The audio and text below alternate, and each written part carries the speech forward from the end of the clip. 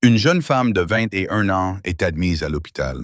Son père, un amiral, a dépensé tout ce qu'il avait pour l'y faire admettre. Les meilleurs médecins, le meilleur équipement, et chaque nuit sans exception, elle criait. Dès que sa tête touchait l'oreiller, elle criait. Les médecins ont effectué tous les examens possibles, IRM, analyse sanguine, mais tous les résultats étaient normaux. Ils ont dit à son père que c'était le chagrin. Ils lui ont dit que c'était le stress. Ils lui ont dit que la douleur de sa fille n'était pas réelle. Mais une infirmière discrète qui travaillait à temps partiel à cet étage a remarqué quelque chose. Quelque chose que personne d'autre n'avait pris la peine de chercher. Et un soir, alors que le couloir était silencieux et que personne ne regardait, elle a fait quelque chose que personne d'autre n'avait osé faire. Elle a pris cet oreiller et l'a ouvert. Qu'y avait-il à l'intérieur? Ce qui avait été pressé contre la fille de l'amiral chaque nuit vous rendra malade. Restez avec nous, car cette histoire va devenir très sombre. Avant de continuer, abonnez-vous à la chaîne et dites-nous d'où vous nous regardez dans les commentaires. Bonne lecture. Il y a des vies qui changent tranquillement. Pas un moment précis, pas un événement dramatique que vous pouvez pointer du doigt et dire « c'est là que tout s'est effondré ». Pour Aubrey Perkins, tout ne s'est pas effondré. Tout s'est simplement vidé lentement, comme une pièce après le départ de la personne qui la remplissait.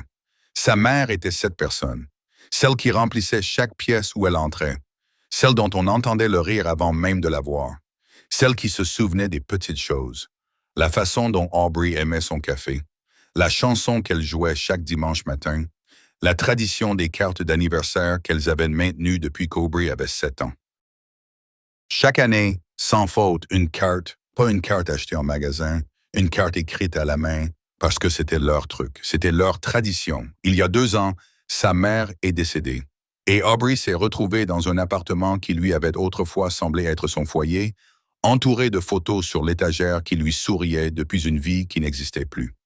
Elle s'asseyait dans le silence de cet appartement et ressentait l'absence de sa mère comme un poids physique qui lui oppressait la poitrine, s'installait dans ses os et refusait de se dissiper. Le chagrin ne s'est pas manifesté comme les gens s'y attendaient. Il ne s'est pas traduit par des larmes, du moins pas au début. Il s'est manifesté par une douleur, une migraine, aiguë, aveuglante, soudaine, qui est arrivée une nuit sans prévenir et lui a volé chaque minute de sommeil. Elle s'est réveillée le lendemain matin avec l'impression que quelqu'un avait mis la main dans sa tête et l'avait tordue. Et puis cela s'est reproduit encore et encore. Nuit après nuit, la douleur revenait sans relâche, impitoyable. Elle a essayé la thérapie. Elle s'est assise dans des bureaux calmes avec des gens gentils qui lui posaient des questions douces et elle y répondait aussi honnêtement que possible. Elle repartait en se sentant à peine moins vide qu'à son arrivée. Elle a essayé les médicaments, des pilules censées atténuer la douleur, calmer la tempête, permettre à son corps de se reposer. Certaines nuits, elle l'aidait un peu. La plupart du temps, elle ne l'aidait pas du tout. Rien ne fonctionnait vraiment, et les nuits continuaient à s'enchaîner. Il y avait une carte d'anniversaire sur la table de la cuisine, une carte vierge. Elle l'avait prise un soir, quelques semaines après le décès de sa mère, et s'était assise avec un stylo à la main. Elle avait commencé à écrire quelques mots, le début de quelque chose qu'elle ne pouvait pas finir. Non pas parce qu'elle ne savait pas quoi dire, mais parce que le dire signifiait accepter quelque chose qu'elle n'était pas prête à accepter. La carte était donc restée là, ouverte, inachevée, sur la table de la cuisine, à côté d'une tasse de café froid et d'une fenêtre qui donnait sur une ville qui continuait à vivre sans elle. Et Aubrey était assise là, écrasée par tout ce poids. Le chagrin, la douleur, l'épuisement, le sentiment silencieux et terrible d'être une personne qui est toujours là, mais qui n'est plus tout à fait entière. Elle avait 21 ans et qu'elle se noyait, non pas dans l'eau, mais dans quelque chose de plus lent, de plus silencieux, quelque chose que personne autour d'elle ne pouvait voir et qu'aucun scanner, aucun test, aucun conseil bien intentionné ne pouvait atteindre. Elle était une fille. Elle était en deuil et elle souffrait d'une douleur que personne ne pouvait expliquer. Et pendant un certain temps, plus longtemps que quiconque n'aurait dû le laisser passer, personne n'a même essayé de comprendre pourquoi. L'amiral John Perkins n'est pas un homme facile à cerner. Il a passé la majeure partie de sa vie à s'en assurer. Dans la marine, dans les salles de commandement, dans les salles remplies de gens qui guettaient le moindre signe de faiblesse, il ne leur donnait rien. Il a appris très tôt qu'un leader qui en montre trop est un leader qui perd son autorité. Il a donc tout gardé pour lui, tout enfoui, tout enfermé, et pendant des décennies, cela a fonctionné. Mais il y a des choses qu'aucune discipline ne peut contenir. Un soir, il était seul chez lui. La maison était calme, d'une manière qui semblait différente de la paix. Cela ressemblait à une absence, comme un espace qui était autrefois rempli de quelque chose et qui était maintenant simplement vide. Il s'assit sur une chaise, la même chaise sur laquelle il s'était assis pendant des années, et il prit son téléphone, non pas pour passer un appel, pas encore. Il a ouvert ses messages vocaux et en a trouvé un d'Aubrey. Ce n'était rien. C'était justement ça. C'était juste sa voix. Décontractée, détendue, riant d'une petite chose, quelque chose de si ordinaire, que cela n'avait même pas d'importance. Peut-être lui racontait-elle quelque chose de drôle qui s'était passé à l'épicerie. Peut-être appelait-elle simplement pour dire bonjour. Le genre de message qu'une fille laisse à son père un mardi après-midi sans y réfléchir à deux fois. Le genre de message que l'on écoute une fois, qui nous fait sourire et que l'on oublie avant le dîner. Il l'écouta deux fois, puis resta assis dans le silence qui suivit. Et ce silence en disait long, contrairement à son visage. John Perkins avait commandé des flottes. Il avait pris sous pression des décisions que la plupart des gens n'auraient jamais à prendre de toute leur vie. Il avait affronté le danger, le vrai danger. Et à chaque fois, son corps savait quoi faire. Son esprit était vif, ses mains étaient fermes. Il n'avait jamais bronché. Pas une seule fois. C'était ainsi qu'il était. C'était l'homme que le monde connaissait. Mais voir sa fille souffrir lui faisait subir quelque chose qu'aucun ennemi n'avait jamais pu lui faire subir. Car ce n'était pas une bataille qu'il pouvait mener. Ce n'était pas un problème qu'il pouvait résoudre par ses ordres. Il n'y avait pas d'ordre à donner, pas de stratégie à mettre en œuvre, pas de chaîne de commandement qui menait à une réponse. Sa fille souffrait. Une douleur réelle, implacable, indéniable. Et tous les médecins qu'elle avait consultés, tous les examens qui avaient été effectués, toutes les personnes bien intentionnées qui avaient essayé de l'aider lui avaient répondu avec les mêmes mots vides de sens. Nous ne savons pas. Nous ne trouvons rien. C'est peut-être juste du stress. Et l'amiral John Perkins, un homme qui ne s'était jamais senti vraiment impuissant de toute sa vie, était impuissant. Il fit donc la seule chose qu'il savait faire lorsque le problème auquel il était confronté dépassait les moyens dont il disposait. Il passa un coup de fil. Il utilisa toutes ses relations, toutes ses ressources, toute l'influence qu'il avait acquise au cours d'une vie de service. Et il fit admettre sa fille dans un hôpital, un vrai hôpital, un endroit où se trouvaient les meilleurs médecins, le meilleur équipement, les meilleures chances de trouver enfin la réponse que tous les autres avaient échoué à trouver. Il croyait que si quelqu'un dans ce monde avait les réponses, si quelqu'un pouvait enfin faire cesser la douleur, ce serait un endroit construit exactement dans ce but. Il l'a donc amené là-bas. Et lorsqu'il a franchi la porte de l'hôpital, sous la lumière fluorescente, dans le bourdonnement des machines et le bruit des pas silencieux des infirmières sur le linoléum, il portait avec lui quelque chose de plus lourd que son grade. Il portait en lui l'espoir silencieux et désespéré d'un père à court d'options et le refus obstiné et inébranlable de cesser d'en chercher une. Lorsque Aubrey est arrivé à l'hôpital, la salle lui a donné un sentiment proche de l'espoir. Elle était lumineuse, propre, le genre d'endroit qui porte en lui une promesse silencieuse. Que quelque part entre ces murs, quelqu'un détient la réponse. Les lits étaient faits avec soin. La lumière pénétrait doucement par la fenêtre. Il y avait des machines qui ronronnaient avec détermination, des infirmières qui se déplaçaient avec intention, des médecins avec des diplômes accrochés au mur et des années de formation derrière eux. C'était à tous égards un endroit conçu pour guérir. Et pendant un court moment de la journée, lorsque la lumière du soleil touchait encore le sol et que le couloir était rempli de bruits de pas et de conversations discrètes, Aubrey semblait presque paisible. Elle ressemblait presque à quelqu'un qui allait bien. Les nuits étaient différentes. Il y a un silence particulier qui s'installe dans un hôpital après la tombée de la nuit. Ce n'est pas le silence de la paix. C'est le silence de l'attente. Les lumières au plafond s'atténuent, les pas se font plus rares, le bourdonnement des machines devient le bruit le plus fort dans la pièce. Et l'obscurité, la véritable obscurité, commence à s'insinuer partout. C'est dans cette obscurité, dans ce silence, qu'Aubrey posait sa tête sur l'oreiller et que la douleur survenait. Pas lentement, pas doucement. Elle arrivait comme quelque chose de violent, une force vive et brûlante qui la déchirait dès que sa tête touchait l'oreiller, et elle hurlait. Pas un gémissement, pas un cri, pas le genre de son que l'on peut ignorer ou expliquer. Un hurlement, le genre de cri qui traverse les murs, le genre de cri qui vous réveille même si vous étiez déjà éveillé, le genre de cri qui dit à tous ceux qui l'entendent que quelque chose ne va vraiment, vraiment pas. Et l'hôpital réagit comme le font les hôpitaux. Les infirmières se précipitèrent. Les médecins furent appelés. Quelqu'un demanda d'autres examens. De nouvelles analyses de sang furent effectuées. De nouveaux examens neurologiques furent réalisés. De nouveaux scanners furent effectués.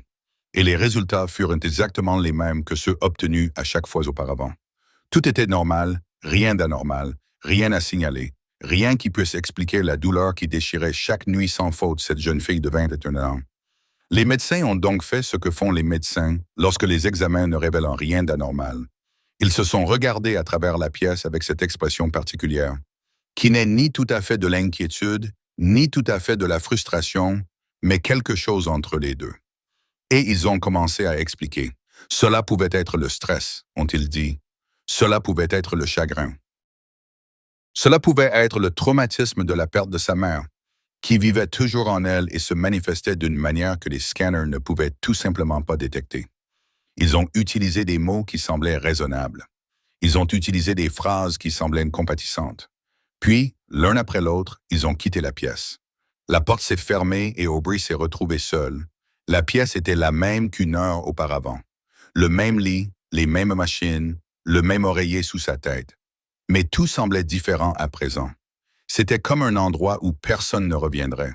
Un endroit où les réponses avaient déjà été données, même si ce n'étaient pas du tout des réponses. C'étaient des suppositions. C'étaient des explications proposées par des personnes qui avaient déjà décidé que le problème ne méritait pas d'être approfondi. Elle reposa sa tête car que pouvait-elle faire d'autre? Et la douleur revint. Et elle hurla à nouveau. Mais cette fois, le couloir resta silencieux. Personne ne se précipita. Personne ne fut appelé.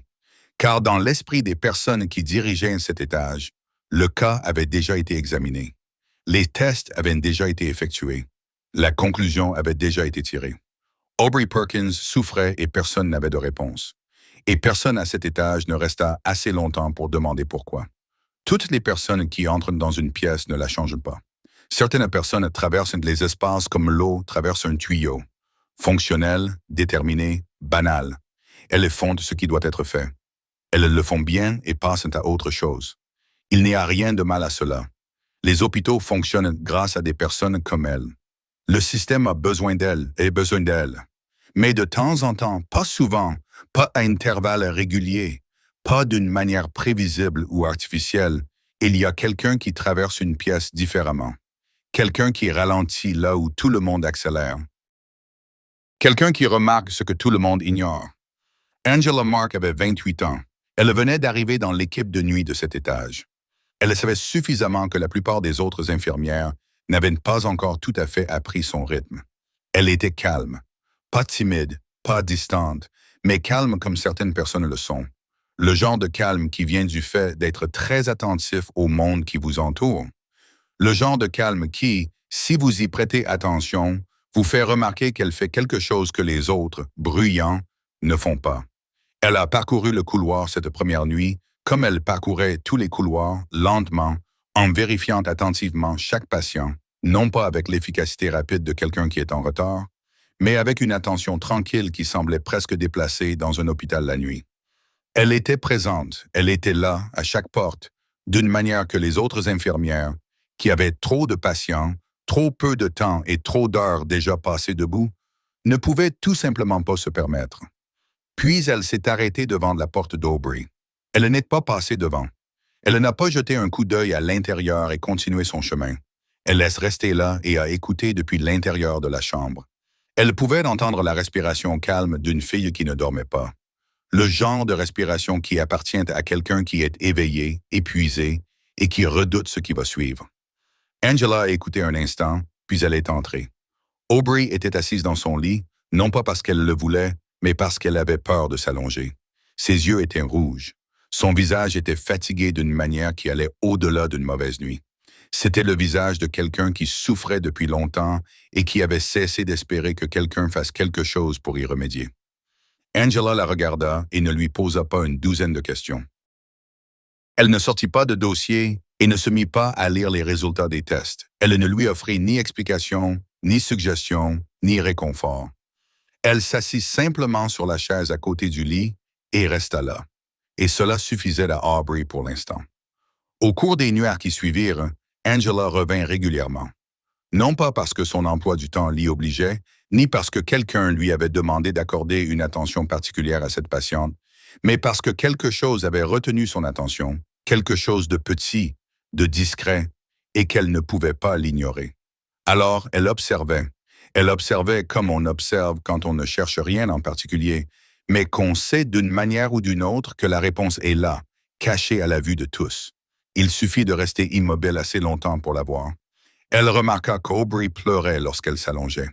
Elle remarqua qu'Aubrey allait bien lorsqu'elle était assise, bien lorsqu'elle était debout, bien lorsqu'elle marchait. La douleur ne venait pas quand Aubrey bougeait. Elle ne venait pas quand elle était debout. Elle ne venait que lorsqu'elle posait sa tête sur l'oreiller. Angela nota cela, non pas sur une fiche officielle, mais dans son petit carnet. Le genre de carnet que l'on emporte avec soi lorsqu'on réfléchit à quelque chose qu'on ne peut pas encore formuler, mais qu'on refuse de laisser s'échapper. Elle le nota. Elle le souligna et fixa longuement ce qu'elle avait écrit. Elle vit quelque chose que personne d'autre à cet étage n'avait pris la peine de chercher. Et la nuit suivante, elle allait agir en conséquence. Il y a des moments dans la vie qui divisent tout en un avant et un après. On ne les reconnaît pas toujours quand ils surviennent. Parfois, ils arrivent discrètement. Parfois, ils surviennent au milieu d'une nuit ordinaire, dans une chambre ordinaire, quand personne ne regarde et que rien dans le monde ne semble sur le point de changer. Mais c'est le cas, et cela change. Le couloir était silencieux. Le genre de silence qui n'existe que dans un hôpital après minuit. Épais, lourd, imperturbable. Angela Mark entra dans la chambre d'Aubrey comme elle l'avait fait chaque nuit auparavant. Silencieusement, prudemment, sans faire plus de bruit que nécessaire. Aubrey était allongé dans son lit, les yeux mi-clos, son corps essayant encore de faire ce qu'il n'avait pas réussi à faire depuis des semaines, essayant de dormir, ou du moins essayant de prétendre que le sommeil était quelque chose qui pourrait encore lui venir cette nuit. Angela resta là un moment. Elle regarda Aubrey. Elle regarda le lit, puis ses yeux se posèrent sur l'oreiller. Elle y pensait depuis des jours. Elle y avait réfléchi. Le motif dans son cahier. La façon dont la douleur survenait toujours au moment où Aubrey s'allongeait. La façon dont elle ne survenait jamais à un autre moment. Angela avait tourné et retourné cela dans son esprit. Comme on retourne une pierre dans sa main quand son poids semble anormal. Et ce soir, elle avait pris sa décision. Ce soir, elle allait découvrir la vérité. Elle tendit la main vers l'oreiller. Elle le prit.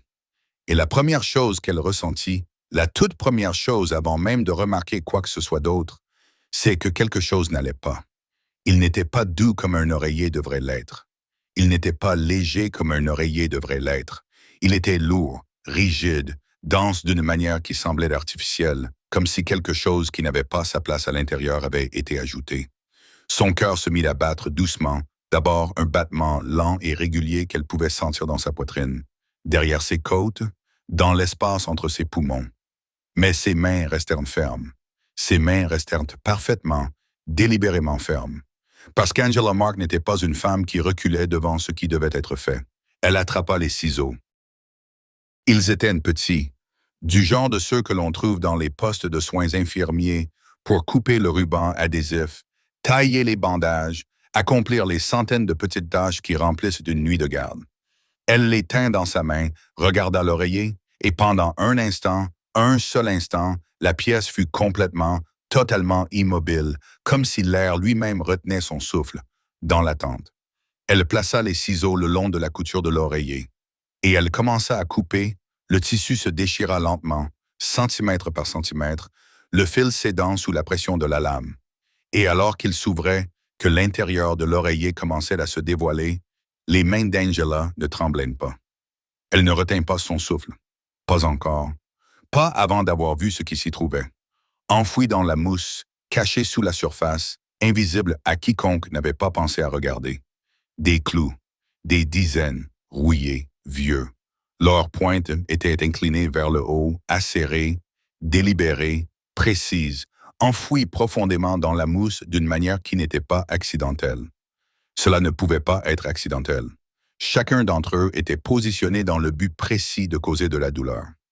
De causer de la douleur sans laisser de blessures, de sang, de marques, de preuves, aucun indice que quelque chose s'était produit, à l'exception du cri d'une fille dans le noir auquel personne ne croyait. Ils se répandirent sur le drap blanc de l'hôpital, un par un, puis tous en même temps. Le bruit du métal contre le tissu, petit, froid, silencieux, était le seul son dans la pièce. Angela n'a pas crié, elle n'a pas bougé, elle n'a pas reculé, ni couvert sa bouche, ni émis aucun des sons qu'une personne émet lorsque le monde bascule sous ses pieds. Elle est simplement restée là, debout, et elle a fixé du regard ce qui se trouvait devant elle, ce qui était à l'intérieur de cet oreiller. J'aurais été pressé contre la tête d'Aubrey chaque nuit, face à la preuve enfin indéniable et impossible de ce que quelqu'un avait fait à cette fille. Quelqu'un avait fait cela exprès. Quelqu'un avait regardé une jeune fille de 21 ans en deuil et avait pris une décision calme, calculée, délibérée, pour la faire souffrir. Et pendant des semaines, personne ne l'avait remarqué. Personne n'avait regardé. Personne n'avait pensé à se demander pourquoi un oreiller pouvait sembler anormal. Angela regarda une fois de plus les clous. Puis, lentement, elle prit son téléphone. Angela Mark ne paniqua pas. C'est la première chose que tout le monde a remarqué chez elle dans les instants qui ont suivi. Et cela avait plus d'importance que les gens ne le comprenaient, car la panique dans un moment comme celui-là est contagieuse. Elle se propage dans une pièce comme le feu se propage dans du bois sec. Une personne perd son sang-froid et toute la pièce perd son équilibre. Angela n'a pas laissé cela se produire. Elle s'est tenue à côté du lit, à côté de ses clous éparpillés sur le drap blanc, et elle a fait ce qu'il fallait faire, calmement, avec précision, comme quelqu'un qui comprend que les prochaines minutes auront une importance considérable pendant très longtemps. Elle a pris son téléphone. Elle a photographié les clous, chacun d'entre eux, sous tous les angles. La façon dont la lumière se reflétait sur la rouille à leur extrémité, la façon dont ils avaient été disposés dans la mousse, la façon dont l'oreiller avait été ouvert et posé à nu sur le drap. Elle a tout documenté dans les moindres détails. Puis elle a appelé la sécurité, sans panique, sans voix tremblante ni paroles précipitées.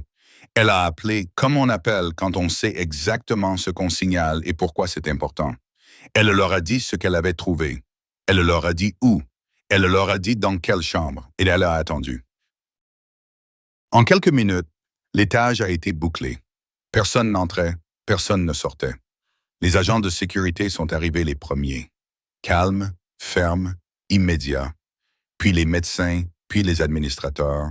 Le genre de personnes qui ne se trouvent généralement pas dans un étage d'hôpital à cette heure de la nuit, mais qui sont maintenant là, se déplaçant dans le couloir avec l'urgence particulière de ceux qui comprennent que quelque chose de très grave s'est produit à l'intérieur de leur bâtiment. Les téléphones sonnaient, les portes se fermaient. Le bourdonnement de l'hôpital, qui était si calme et si silencieux quelques minutes auparavant, était maintenant animé par le rythme vif et saccadé des gens réagissant à quelque chose qu'aucun d'entre eux ne s'attendait à trouver. Et quelqu'un a appelé l'amiral John Perkins. Il est arrivé rapidement, plus vite que quiconque ne l'aurait imaginé. Il a traversé l'hôpital au milieu de la nuit, comme un homme qui vient d'apprendre quelque chose au sujet de sa fille et dont le corps n'a pas encore décidé s'il allait s'effondrer ou se battre. Quelqu'un l'accueillit au bout du couloir. Quelqu'un lui tendit un téléphone. Sur l'écran, une photo. Des clous disposés sur des draps de hôpital blanc, des dizaines de clous rouillés, inclinés vers le haut, placés délibérément dans l'oreiller sur lequel sa fille avait posé sa tête chaque nuit. Son visage ne se brisa pas. Il se durcit. Il devint froid d'une manière que les personnes autour de lui n'avaient jamais vue auparavant. Ce n'était pas le chagrin de la scène 2. Ce n'était pas le désespoir silencieux d'un père qui ne savait pas comment réparer quelque chose. C'était différent. C'était l'amiral, l'homme qui avait passé des décennies à affronter le danger, à commander des salles, à prendre des décisions que d'autres ne pouvaient se résoudre à prendre. Chaque once de cet entraînement, de cette discipline, de cette fureur soigneusement contrôlée, tout cela se transformait maintenant en une seule question. Une question qui le brûlait comme un feu dans sa poitrine. Qui a fait ça à ma fille? Mais de l'autre côté de la pièce où tout avait commencé, quelque chose d'autre se passait. Quelque chose de plus calme. Quelque chose qui existait dans un monde complètement différent de celui du confinement, de la sécurité, des photographies et de la fureur. Aubrey se réveilla. Le bruit l'avait réveillé. Les bruits de pas, les voix, le murmure de quelque chose qu'elle ne comprenait pas encore. Elle ouvrit les yeux et la première chose qu'elle vit fut Angela, toujours là, à côté d'elle, ne se précipitant pas vers la porte, pas prise dans le chaos qui régnait dans le couloir, juste là, assise sur la même chaise que celle où elle s'était assise la première nuit. Calme, présente, sans précipitation, Angela la regarda, sans lui expliquer tout ce qui se passait dehors. Pas encore. Au lieu de cela, elle se pencha vers le lit, doucement, délicatement, et prit un nouvel oreiller, propre, doux, rassurant. Elle le plaça à côté d'Aubrey et dit d'une voix si douce qu'elle se fondait presque dans le silence de la pièce. 2 mots. Essaie encore. Aubrey la regarda, puis elle regarda l'oreiller et, lentement, prudemment, elle posa sa tête dessus. Silence, pas de douleur, pas de cri, pas de vague aveuglante et perçante qui la déchirait dès qu'elle fermait les yeux. Juste le calme, juste l'immobilité. Juste la sensation simple et ordinaire d'un corps enfin autorisé à se reposer. Pour la première fois depuis des semaines, la paix. Quand quelque chose comme ça se produit dans un hôpital, quelque chose d'aussi délibéré, d'aussi caché, d'aussi proche des personnes qui étaient censées être en sécurité, l'enquête ne commence pas par des réponses. Elle commence par des questions. Des questions discrètes, prudentes. Le genre de questions qu'un homme comme le détective Pascal Unwin pose, non pas parce qu'il ne soupçonne pas déjà la vérité, mais parce qu'il a besoin de l'avoir exposée devant lui avant de se permettre d'y croire. Pascal Unwin n'était pas un homme qui se précipitait. Il avait passé suffisamment d'années à faire ce travail pour comprendre que les affaires qui semblaient simples en surface n'étaient presque jamais simples en réalité. Et dès l'instant où il entra dans cet hôpital et vit les photos des clous, vit la façon dont ils avaient été disposés, la façon dont ils avaient été cachés, le soin apporté pour s'assurer qu'ils causeraient de la douleur sans laisser la moindre marque, il sut. Il sut que cela n'allait pas être une histoire courte. Il sut que cela allait être long et il se prépara à la lire depuis le début. Les caméras vinrent en premier, des heures d'images filmées sous tous les angles de l'hôpital. Le couloir devant la chambre d'Aubrey, le couloir qui y menait, les cages d'escalier, les entrées de service, les quais de chargement, tout a été examiné, tout a été visionné image par image. Dans certains cas, par un homme qui ne cherchait pas un drame, ni un moment de culpabilité évidente, mais quelque chose de plus petit, de plus discret, un détail, un mouvement, une personne à un endroit où elle n'aurait pas dû se trouver à un moment où personne d'autre ne regardait. Puis, l'oreiller lui-même a été retrouvé. C'est là que le travail est devenu méthodique, minutieux, le genre de travail d'enquête qui ne donne pas lieu à des moments spectaculaires et dramatiques, mais qui est en réalité le lieu où les affaires sont réellement résolues. Quelqu'un devait se demander d'où venait cet oreiller. Pas au sens large, mais au sens strict, de quelle étagère, de quelle réserve, quelle main l'avait touché, quelle main l'avait déplacé, quelle main l'avait placé dans sa chambre d'Aubrey Perkins. La chaîne était claire. C'est ce qui rendait les choses troublantes. Tout était documenté, enregistré, suivi. Tout comme tout est suivi dans un hôpital, car les hôpitaux sont des lieux qui fonctionnent grâce à la paperasserie, aux procédures et à l'enregistrement minutieux de tout ce qui passe leurs portes. L'oreiller venait de la blanchisserie. Il avait été entreposé. Il avait été livré dans la chambre. Chaque étape était justifiée. Chaque étape était associée à un nom. Et le détective Unwin suivit cette chaîne tranquillement, patiemment, délibérément. Comme un homme suit un fil à travers un morceau de tissu, tirant doucement, observant où il mène. Il menait à un nom, Jude Wood, un prestataire de services de blanchisserie pour l'hôpital. Quelqu'un qui travaillait dans les coulisses du bâtiment, dans les chambres que les patients ne voyaient jamais, dans les couloirs qui n'existaient que pour les personnes qui faisaient fonctionner l'hôpital de l'intérieur. Quelqu'un de banal. Quelqu'un qui évoluait dans le système sans attirer l'attention. Quelqu'un qui, sur le papier, avait aucune raison d'être impliqué dans une affaire comme celle-ci. Le détective Anwen regarda le nom sur l'écran. Il ne réagit pas comme quelqu'un réagit lorsqu'il a trouvé la réponse. Il ne se pencha pas en arrière. Il n'expira pas. Il ne s'autorisa pas la petite satisfaction tranquille d'une affaire qui se mettait en place, car elle ne s'était pas encore mise en place. Pas encore. Ce qu'il regardait n'était pas une fin. C'était une porte. Et de l'autre côté de cette porte, il savait déjà qu'il y avait une pièce dans laquelle il n'était pas encore entré. Une pièce où l'histoire réelle l'attendait. Jude Wood n'était pas un inconnu. Ce n'était pas quelqu'un qui avait agi seul. Un homme comme Jude Wood, discret, banal, un entrepreneur sans raison particulière de s'en prendre à une jeune fille en deuil dans une chambre d'hôpital. Il n'avait pas fait cela sans raison. Quelqu'un lui avait demandé de le faire. Quelqu'un lui avait dit de le faire. Quelqu'un lui avait mis les clous dans les mains, lui avait indiqué l'oreiller et s'était assuré que la chaîne des événements semblait suffisamment claire pour que personne ne pense à y regarder à deux fois. La vraie question n'était pas de savoir ce qui s'était passé. Le détective Anwen savait déjà ce qui s'était passé. Les clous, l'oreiller, la douleur, les cris, tout. La vraie question était de savoir qui avait donné l'ordre.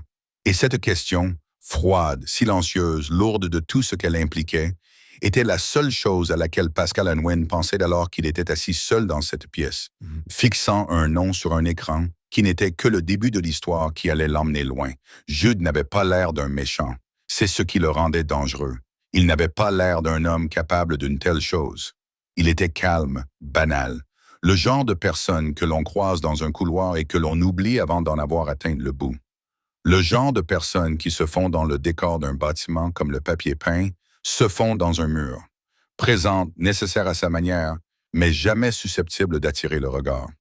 Il travaillait dans cet hôpital depuis des années. Il venait, faisait son travail, puis rentrait chez lui. Personne ne se souvenait de son visage, personne ne se souvenait de son nom. Et c'est précisément pour cette raison, comme l'avait compris le détective Pascal Anwen, que quelqu'un l'avait choisi. Ils l'ont amené pour l'interroger. Il s'est assis dans une petite pièce, une pièce calme, le genre de pièce où se déroulent des conversations qui ne sont pas censées sortir de ses murs. Et le détective Anwen s'est assis en face de lui, sans agressivité, sans exercer le genre de pression qui fait taire une personne. Anwen était patient, il était calme, il comprenait que les hommes comme Jude ne craquaient pas sous la contrainte. Il craquait sous le poids lent et constant de quelqu'un qui connaissait déjà la réponse et il attendait simplement que l'homme en face de lui rattrape son retard. Et ainsi, la vérité est sortie petit à petit, comme c'est toujours le cas lorsqu'une personne se rend compte que les murs autour d'elle se sont déjà refermés et qu'il n'y a plus d'autre issue que d'aller de l'avant. Il a été payé. Pas une fortune. Pas le genre d'argent qui change une vie, qui permet d'acheter une maison ou qui libère un homme de la pression financière silencieuse qui pèse sur les gens comme lui chaque jour de leur existence. Mais suffisamment. Suffisamment pour que cela vaille la peine d'être fait. Suffisamment pour que le risque semble gérable. Suffisamment pour qu'un homme qui n'avait jamais rien fait de tel de toute sa vie décide que cette fois-ci, il le ferait. On lui avait demandé de placer un oreiller spécifique dans une pièce spécifique. C'était tout. C'était la seule instruction. Prends ceci. Place-le ici. Ne demande pas ce qu'il y a à l'intérieur. Ne l'ouvre pas. Ne le regarde pas de trop près. Fais simplement ce qu'on t'a demandé de faire, récupère ce qu'on t'a promis, rentre chez toi et oublie tout. Il affirmait ne pas savoir ce qu'il y avait à l'intérieur. Le détective Anwen l'a longuement regardé lorsqu'il a dit cela. Un regard long, silencieux, ininterrompu. Le genre de regard qui n'accuse pas, mais qui n'accepte pas non plus. Il se contente de rester là, entre ce qu'un homme dit et ce qu'il veut dire. Et dans ce silence, le public a compris quelque chose que les paroles de Jude Wood n'avaient pas pu cacher. Qu'il sache exactement ce qu'il y avait dans cet oreiller ou qu'il ait délibérément et soigneusement choisi de ne pas poser de questions. Le résultat était le même. Une fille avait souffert nuit après nuit à cause de quelque chose qu'il avait mis dans sa chambre de ses propres mains. Mais l'histoire ne s'arrêtait pas à Jude Wood. Le détective Anwen savait dès l'instant où il s'était assis en face de lui. Jude Wood n'était pas au centre de cette affaire. Il n'en était pas le cerveau. Il était de la main silencieuse, insignifiante, facile à oublier, qui avait accompli ce que quelqu'un d'autre avait conçu. Et maintenant, An Nguyen devait trouver cette autre personne. Il a donc suivi la piste de l'argent. C'est là que l'enquête a pris un autre tournant. Elle est passée de ce qui s'était passé dans une chambre d'hôpital à quelque chose de plus grand, de plus ancien, qui existait bien avant qu'Aubrey Perkins ne pose sa tête sur cet oreiller.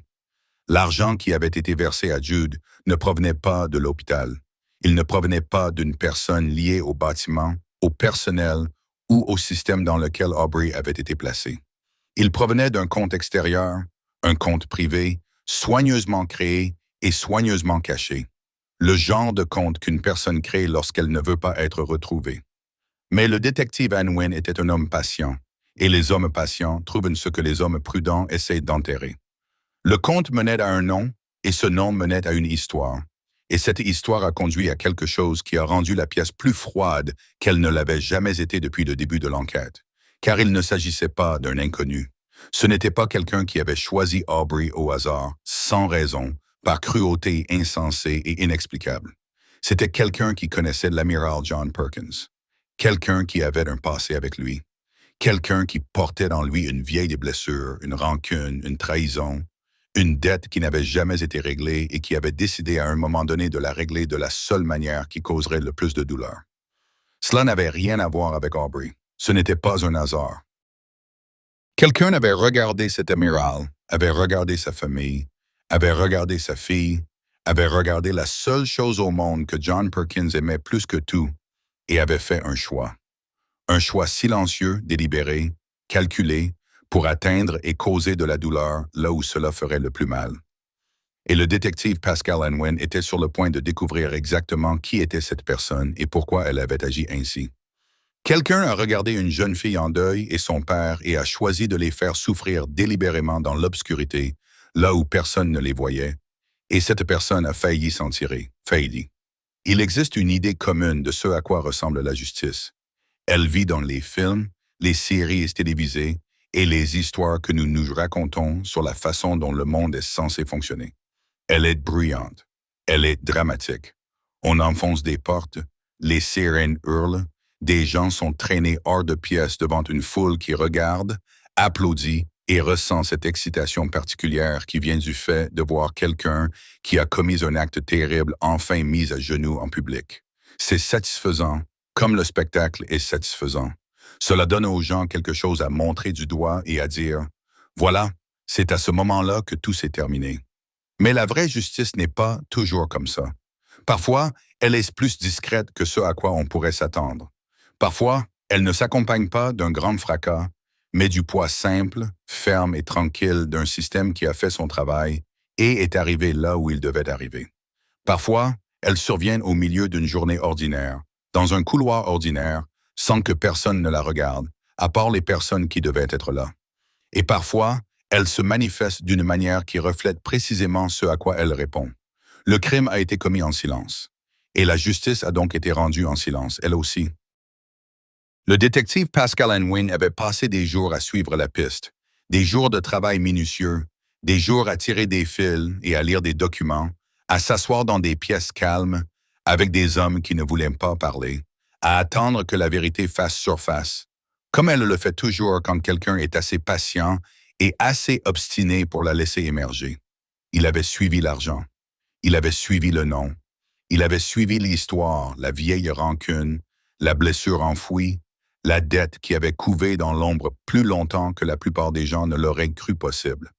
Et il était arrivé au bout de ses recherches, devant la personne qui se trouvait derrière la porte qu'il fallait ouvrir. Et il l'a ouverte sans force, sans bruit, sans cette énergie théâtrale qui transforme une arrestation en spectacle. Il entra dans la pièce comme un homme entre dans une pièce lorsqu'il a déjà fait tout le travail difficile. Et il ne reste plus qu'à terminer ce qui a été commencé. Il était calme. Il était maître de lui. Il était précis, comme il l'avait été tout au long de cette enquête. Chaque mot était pesé, chaque action délibérée, chaque mouvement reflétait l'autorité tranquille d'un homme qui comprenait exactement ce que signifiait ce moment et refusait de le gaspiller pour quoi que ce soit qui n'avait pas d'importance. La personne qui avait ordonné de placer les clous dans l'oreiller d'Aubrey Perkins se trouvait dans cette pièce, de l'autre côté de la porte. La personne qui avait regardé la fille en deuil d'un amiral et avait fait un choix froid, calculé et délibéré, celui de s'immiscer dans sa vie et de lui causer une douleur qui la toucherait au plus profond d'elle-même. La personne qui avait utilisé Jude Wood comme un instrument, un compte bancaire extérieur comme bouclier et le silence d'un hôpital la nuit comme couverture. La personne qui avait cru, peut-être sincèrement, qu'elle pouvait faire cela et disparaître dans l'anonymat sans jamais être retrouvée. Elle avait tort, le détective Unwin n'éleva pas la voix. Il n'en avait pas besoin, il ne sourit pas, non par cruauté, non par satisfaction, non par une émotion qui aurait pu être compréhensible compte tenu de ce que cette personne avait fait.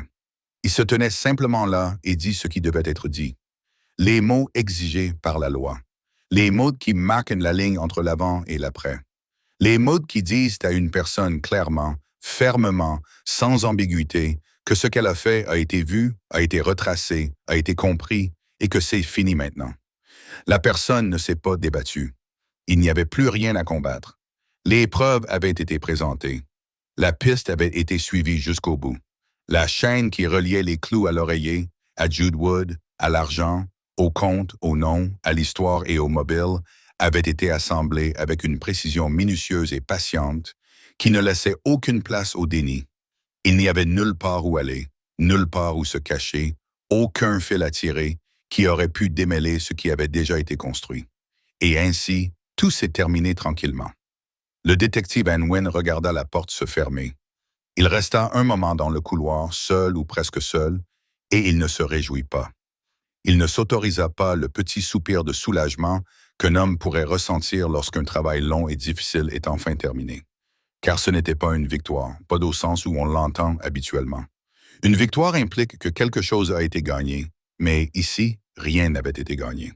Une jeune fille avait souffert pendant des semaines dans l'obscurité, d'une douleur que personne ne pouvait expliquer et que personne n'avait pris la peine d'examiner de près pour comprendre. Cette souffrance ne pouvait être effacée.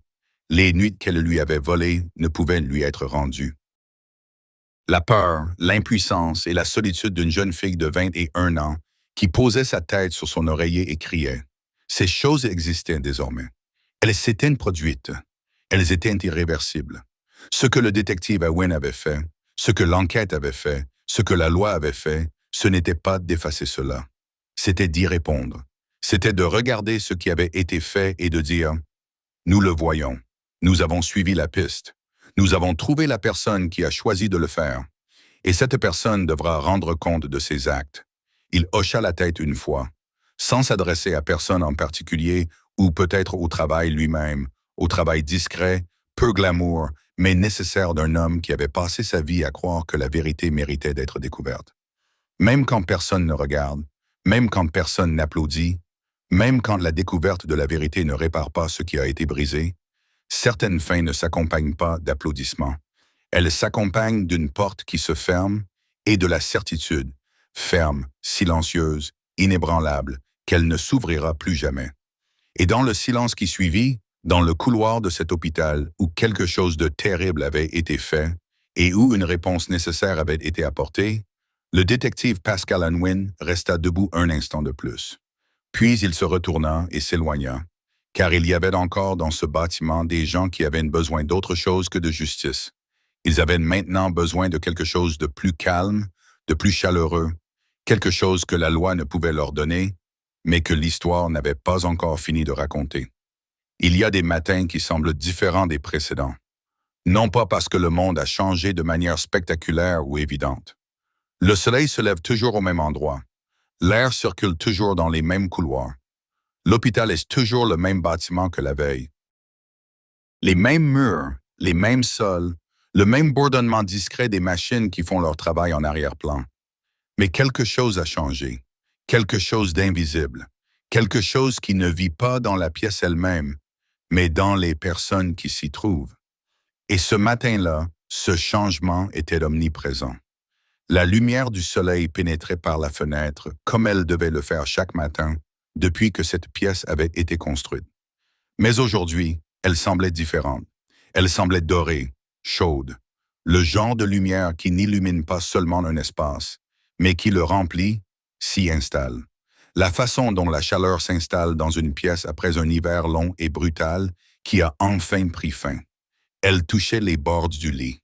Elle touchait le sol. Elle touchait l'air calme et immobile d'une manière qui faisait que la pièce ressemblait moins à une chambre d'hôpital et davantage à quelque chose d'autre. Quelque chose de plus doux. Quelque chose qui appartenait à une histoire différente de celle qui avait été racontée ici pendant des semaines. Aubrey était assise, non pas parce qu'elle devait l'être, ni parce que s'allonger était redevenu quelque chose d'effrayant. Elle était assise parce qu'elle avait dormi toute la nuit sans douleur, sans cri, sans cette force aiguë, aveuglante et implacable qui lui avait volé toutes ses nuits depuis plus longtemps qu'elle ne pouvait s'en souvenir. Elle avait posé sa tête sur un oreiller propre et sûr, celui qu'Angela lui avait donné, et elle avait fermé les yeux. Et pour la première fois depuis des semaines, l'obscurité n'avait pas apporté de douleur avec elle. Elle avait apporté le repos, le vrai repos, le genre de repos dont le corps a tellement besoin que lorsqu'il arrive enfin, il semble presque miraculeux. Et elle avait l'air différente à cause de cela. Pas de manière spectaculaire, pas d'une façon qui aurait pu être remarquée par quelqu'un passant devant la porte, mais de la façon dont une personne apparaît lorsque le poids qu'elle portait, silencieusement, invisiblement, depuis très longtemps, a été soulevé. Même légèrement, juste assez pour lui permettre de respirer. Angela était à ses côtés. Elle était assise dans la même chaise que celle où elle s'était assise lors de cette toute première nuit, la nuit où elle était entrée dans la chambre d'Aubrey et était simplement restée. Mais ce matin-là, elle n'était pas là en tant qu'infirmière. Elle ne vérifiait pas les dossiers, ne surveillait rien et n'effectuait aucune des tâches discrètes mais nécessaires qui occupent le temps d'une infirmière. Elle était simplement là en tant que personne, en tant que quelqu'un qui avait choisi d'être dans cette chambre à ce moment précis, non pas parce que son travail l'exigeait, mais parce que quelque chose en elle, quelque chose de discret, d'obstiné et de profondément humain ne lui permettait pas d'être ailleurs. Elles ont parlé calmement, sans se presser, comme deux personnes parlent quand elles ne sont pas pressées et ne subissent aucune pression, et que l'espace entre elles est déjà rempli de quelque chose qui n'a pas besoin de mots pour exister. Angela a demandé à Aubrey comment elle avait dormi. Aubrey a presque souri en répondant. C'était un petit sourire, à peine perceptible, mais il était réel, et c'était le premier que quelqu'un voyait sur son visage depuis très longtemps. La chambre est restée silencieuse pendant un moment après cela. Ce n'était pas un silence inconfortable, pas le genre de silence qui doit être comblé, mais le genre de silence qui appartient à un moment complet en soi. Le genre de silence que deux personnes partagent lorsqu'elles sont suffisamment à l'aise l'une avec l'autre pour que les mots ne soient pas toujours nécessaires. La lumière du soleil se déplaçait lentement sur le sol. Les machines ronronnaient doucement, et derrière la fenêtre, le monde continuait de tourner comme d'habitude, indifférent à la petite chose énorme qui se passait dans cette pièce. Puis Aubrey regarda Angela et lui posa la question. Pas de façon dramatique, pas avec le poids de quelqu'un qui prononce une réplique dans une pièce de théâtre. Elle la posa comme on pose une question, après y avoir longuement réfléchi et avoir enfin trouvé les mots pour l'exprimer. Calmement, simplement, honnêtement. Pourquoi m'as-tu cru alors que personne d'autre ne m'a cru? La question resta en suspens entre elles. Ce n'était pas une question compliquée, mais elle portait le poids de tout ce qui s'était passé. Chaque nuit de douleur, chaque médecin qui avait quitté la chambre, chaque test dont les résultats étaient normaux, chaque personne qui avait regardé Aubrey et vu du stress, du chagrin, un traumatisme ou quelque chose qu'elle pouvait nommer, classer et oublier. Chaque personne qui avait choisi, d'une manière ou d'une autre, de détourner le regard.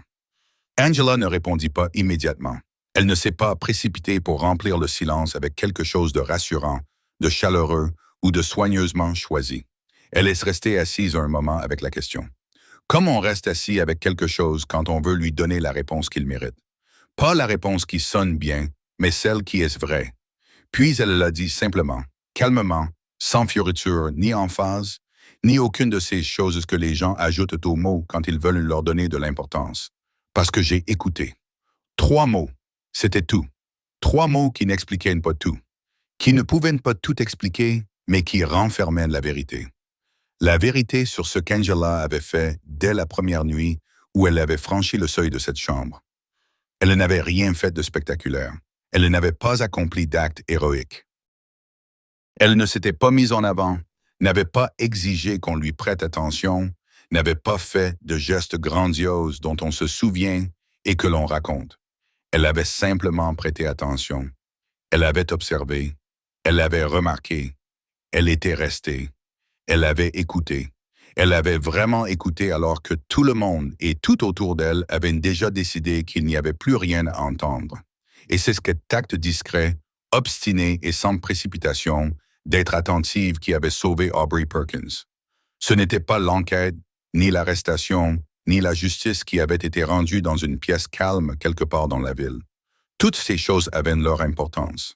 Toutes ces choses étaient nécessaires. Mais ce qui avait changé la vie d'Aubrey, ce qui l'avait touché dans l'obscurité, dans la douleur, dans la solitude d'une chambre d'hôpital où personne d'autre n'était resté, c'était cette personne qui avait choisi d'écouter. Cette personne qui avait regardé une fille souffrante et n'avait pas détourné les yeux. La lumière du soleil s'est déplacée un peu plus loin sur le sol. La pièce est restée silencieuse et elles sont restées assises là, Angela et Aubrey, dans la douce tranquillité dorée d'un matin qui, pour la première fois dans toute cette histoire, semblait appartenir à l'espoir. Il y a des portes que nous franchissons chaque jour sans y penser. Ce ne sont que des portes. Elles s'ouvrent, nous passons, elles se referment derrière nous, et le moment est passé avant même d'avoir vraiment d'exister. Mais il y a d'autres portes, des portes devant lesquelles nous restons un peu plus longtemps que d'habitude, des portes qui provoquent un changement en nous avant même que nous les franchissions, où le fait de franchir le seuil semble différent de toutes les autres fois où nous l'avons fait, où quelque chose de l'autre côté de cette porte n'est plus ce que nous avons laissé derrière nous la dernière fois que nous étions là. Et le monde a changé, de cette manière discrète et tranquille.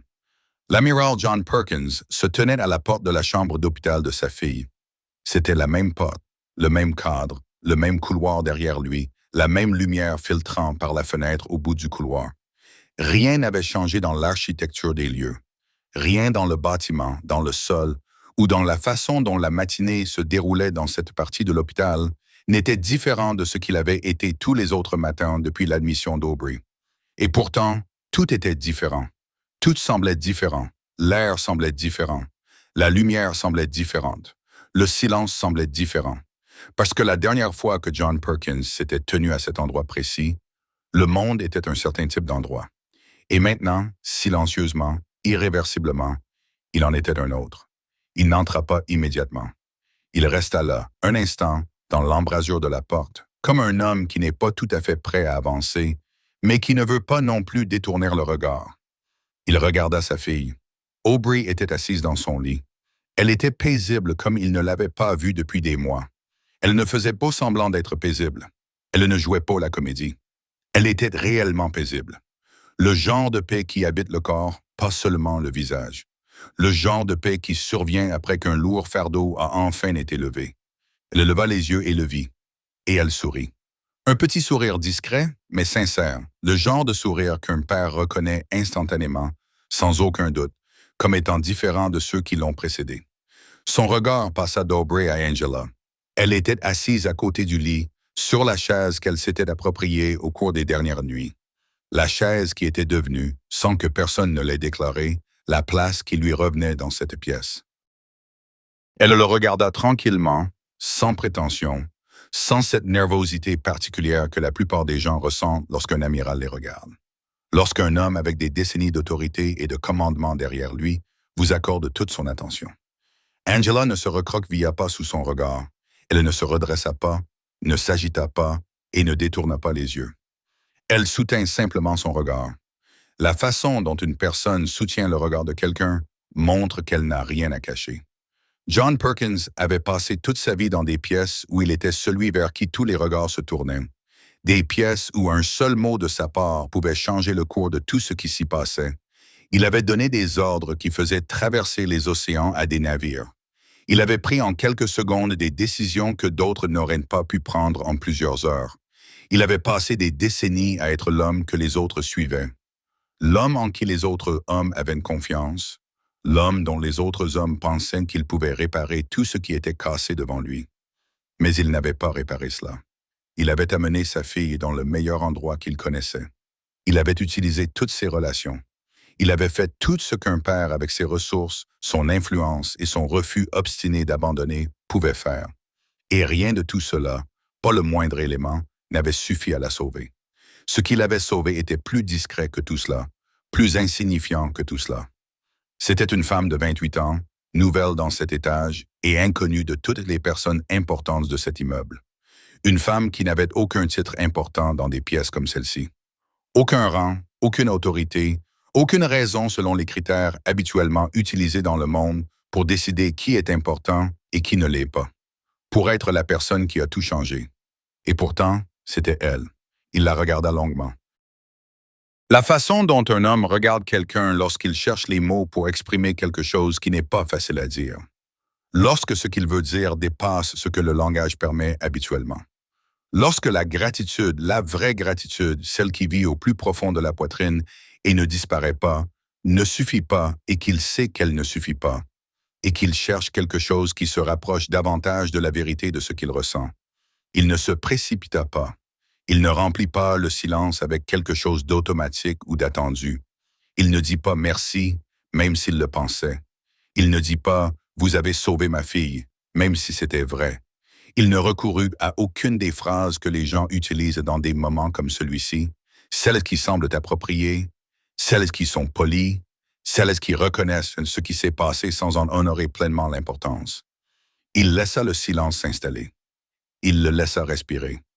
Puis, lorsqu'il fut prêt, lorsque les mots eurent trouvé leur forme en lui, il dit « Vous avez fait ce que je n'ai pas pu faire. » Il le dit calmement, pas avec la voix autoritaire qui avait rempli les salles pendant des décennies, pas avec l'autorité qui avait déplacé des flottes, façonné des stratégies et lui avait valu toutes les médailles accrochées au mur de sa maison.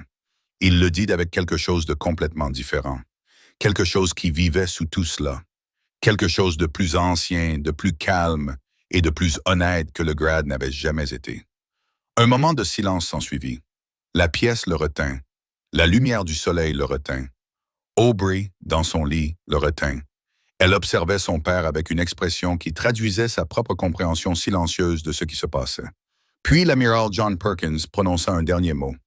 Sa voix s'abaissa, devint plus douce, plus grave, avec une signification qui allait au-delà du simple son. Un mot qui n'était pas seulement un mot qui était un titre, une reconnaissance, une déclaration faite non pas lors d'une cérémonie ou dans une salle officielle, ni devant quelqu'un qui l'aurait enregistré ou dont il se serait souvenu comme on se souvient des choses officielles. Fait ici, dans une chambre d'hôpital à la lumière du matin, entre un homme qui avait passé sa vie à commander le monde et une femme qui avait simplement choisi de prêter attention à une seule personne dans ce monde. Gardien, le mot flottait dans l'air comme certains mots le font lorsqu'ils ne sont pas simplement prononcés, mais donnés, lorsqu'ils transmettent quelque chose d'une personne à une autre, quelque chose qui ne peut être retiré et qui n'a pas besoin de l'être. Il flottait entre eux dans le silence et la chaleur de cette chambre et il signifiait tout ce qu'il était censé signifier. Il signifiait « je te vois ». Il signifiait « je sais ce que tu as fait ».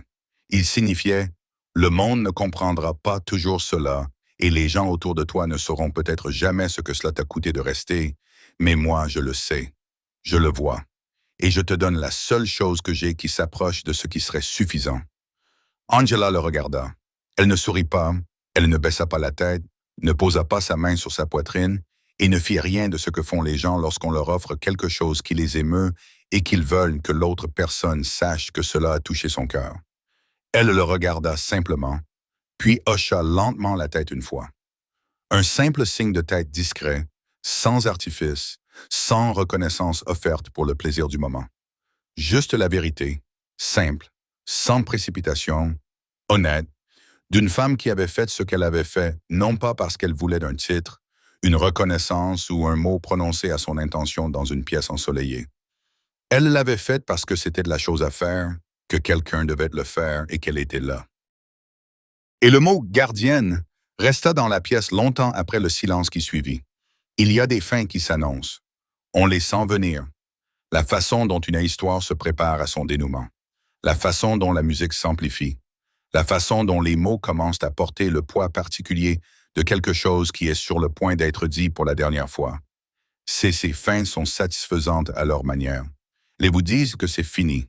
C'est ici que nous nous arrêtons. C'est ici que l'histoire vivra désormais pour toujours dans l'espace qu'elle s'est créé en vous. Mais il y a d'autres fins, plus discrètes. Des fins qui ne s'annoncent pas du tout. Des fins qui arrivent comme arrive l'aube. Sans bruit, sans signal, sans fanfare. Juste un changement lent, progressif, presque imperceptible de la lumière. Et quand vous vous en rendez compte, c'est déjà fait. L'obscurité est déjà derrière vous et vous êtes déjà ailleurs. C'était l'une de ses fins. Aubrey Perkins était seule dans la pièce, pas comme elle avait été seule auparavant. Pas comme elle avait été seule ces nuits où les médecins partaient, où le couloir devenait silencieux et où le silence ressemblait à de l'abandon. Pas comme elle avait été seule lorsque la douleur était venue et que personne n'était là pour la voir. Et le seul bruit dans la pièce était sa propre voix, brisée par quelque chose d'invisible et de cruel. Cette solitude, celle qui habite le corps, celle qui s'installe dans vos os lorsque vous souffrez dans un endroit où personne ne reste. Cette solitude avait disparu. Elle s'était dissipée tranquillement, sans cérémonie. Comme certaines choses s'en vont lorsque ce qui les provoquait a enfin été véritablement éliminé. La pièce semblait différente maintenant, plus chaleureuse. Non pas parce que la température avait changé ou parce que quelqu'un avait ouvert une fenêtre ou réglé la lumière, mais parce que quelque chose s'était produit d'entre ces murs qui avait changé la façon dont l'espace lui-même était perçu. Quelque chose d'important s'était produit ici. Quelque chose avait été vu, observé et résolu. Et la pièce, comme les pièces gardent parfois les traces des événements qui s'y sont déroulés, portait désormais en elle cette chaleur, ce sentiment tranquille et persistant que quelque chose de bien s'était produit ici. Aubrey s'assit dans son lit. La lumière du soleil était toujours là, plus douce maintenant, se déplaçant lentement sur le sol comme elle le fait en fin de matinée, sans hâte, sans précipitation, comme si même la lumière comprenait que ce moment n'avait pas besoin d'être rempli d'autre chose que d'elle-même. Elle regarda autour d'elle pendant un moment. La fenêtre, les murs, l'air calme et immobile qui l'entourait. Puis son regard se posa sur la table de chevet. Il y avait là une carte, vierge, simple, blanche, le genre de carte qui pouvait être n'importe quoi. Une lettre, un mot, un message, une promesse. Elle ne portait encore aucun mot, aucune signification. C'était juste une carte qui attendait. La façon dont les choses vierges attendent patiemment, sans attendre, que quelqu'un décide ce qu'elles vont devenir. Aubrey la prit. Elle la tint dans ses mains pendant un moment, la retourna, sentit son poids, la texture du papier contre ses doigts, puis elle prit le stylo qui se trouvait à côté, sur la table. Elle le tint également pendant un moment, sans se précipiter, sans essayer d'écrire avant que le sentiment derrière les mots ne soit pleinement formé. Elle resta assise avec la carte, le stylo, le silence de la pièce.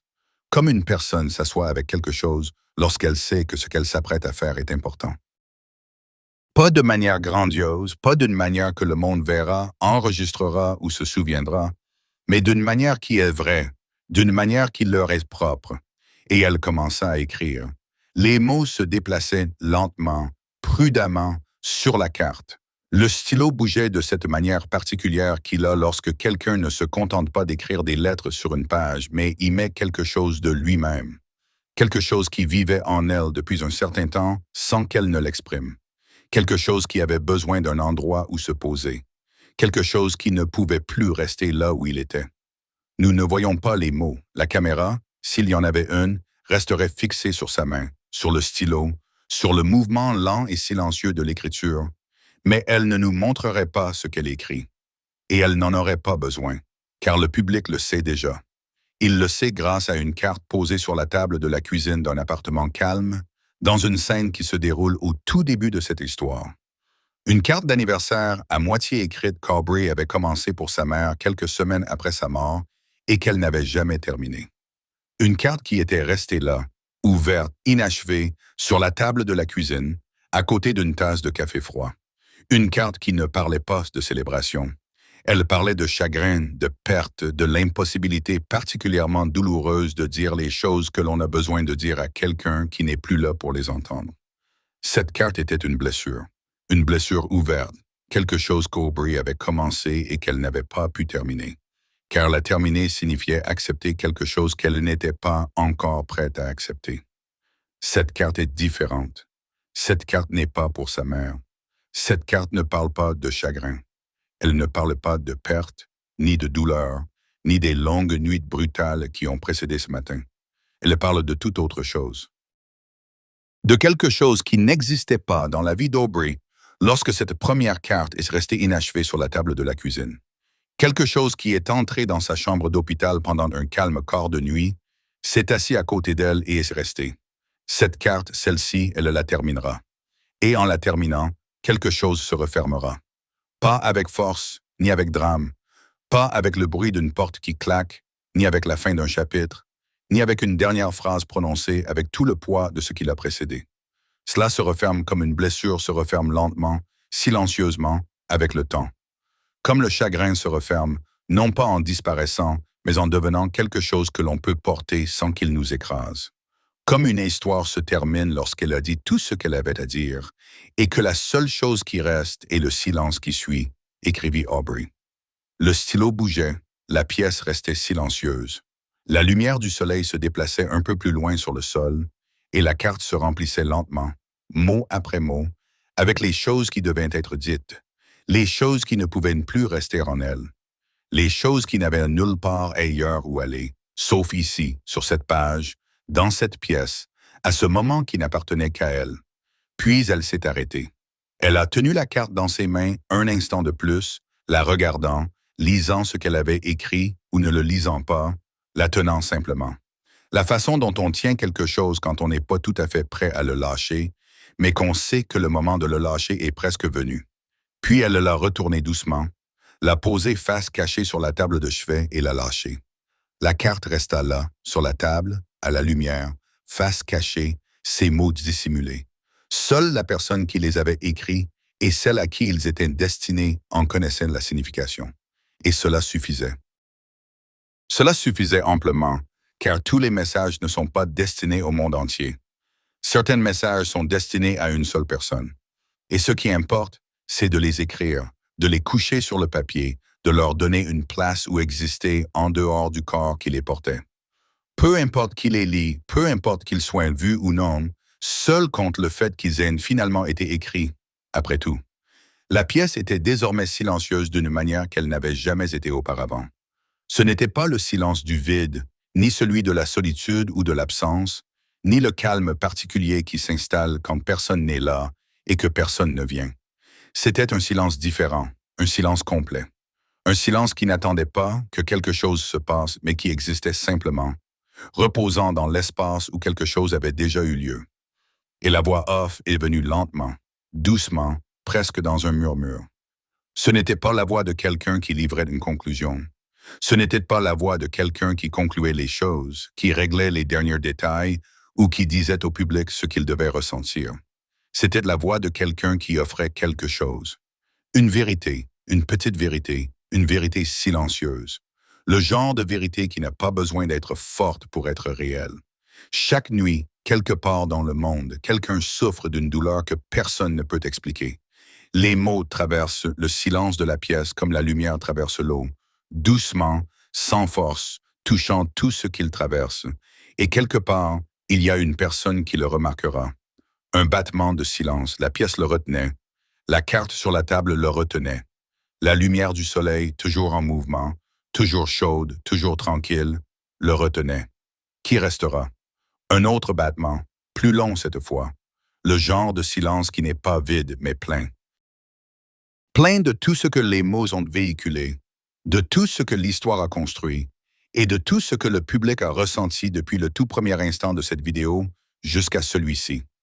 Qui ouvrira l'oreiller? Les mots se sont installés dans le silence comme des pierres s'installant dans l'eau, doucement, de façon permanente, sans troubler la surface. Qui écoutera? Et puis un autre battement, un autre moment de silence. Assez long pour ressentir, assez long pour s'asseoir, assez long pour que le public comprenne que ce qui vient d'être dit ne concerne pas seulement Aubrey. Cela ne concerne pas seulement Angela. Cela ne concerne pas seulement cette histoire dans cet hôpital, cette nuit-là. Cela concerne chaque personne qui a déjà souffert et s'est sentie invisible.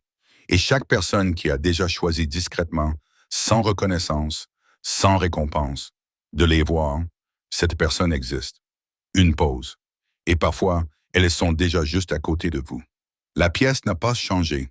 La lumière du soleil n'a pas bougé plus vite ou plus lentement qu'elle ne l'avait fait jusqu'alors. La carte est restée où elle était, face cachée sur la table, gardant ses mots pour elle. Et Aubrey est restée où elle était, assise dans la lumière chaude, dans le calme, dans la paix qu'il avait enfin trouvée, après tout. Et l'écran est devenu noir. Pas soudainement, pas avec une coupure ou un claquement, ou l'une de ces fins abruptes qui volent le moment au public avant qu'il ait eu le temps de le ressentir pleinement. Il s'est assombri comme la lumière était venue ce matin-là. Lentement, doucement. Comme les choses se terminent quand on leur a donné le temps et l'espace nécessaires pour se terminer correctement. Comme on expire. Comme une main lâche prise et que l'histoire est terminée. Non pas parce que tout avait été résolu. Non pas parce que toutes les blessures avaient guéri, que toutes les questions avaient trouvé une réponse, ou que tout ce qui avait été brisé avait été remis en place comme avant, mais parce que ce qui devait être dit avait été dit. Ce qui devait être vu avait été vu. Ce qui devait être fait par Angela, par le détective Unwin, par les forces discrètes, obstinées et imperturbables de l'attention, de la justice et de l'amour avait été fait. Et quelque part dans le silence qui suivit, dans l'obscurité, dans l'espace où l'histoire avait vécu, respiré et compté, une carte était posée face cachée sur une table de chevet, avec des mots que personne d'autre que la personne à qui elle était destinée ne lirait jamais. Et cela suffisait. Cela suffirait toujours.